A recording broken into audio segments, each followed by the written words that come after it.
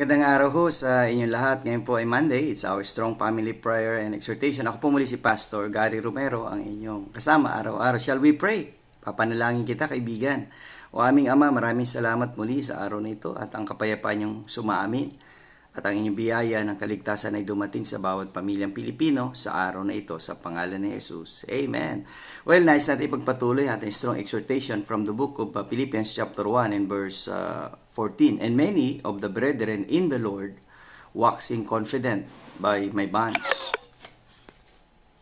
are much more bold to speak the word without fear. Well, ito'y po yung mga assurance na sinasabi ni Apostle Paul sa kabila na siya'y dumaraan sa maraming pagsubok sa buhay, na mas naging maganda ang kanyang patutuo at naging encouragement sa mga kapatiran. Sa buhay natin, sa ating pagiging matatag na pamilya, ay lalo tayong maging matatag.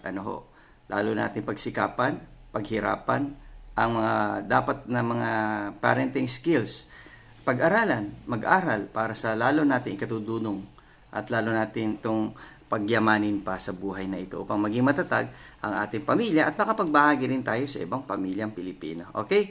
See you again tomorrow sa ating Strong Family Prayer and Exhortation.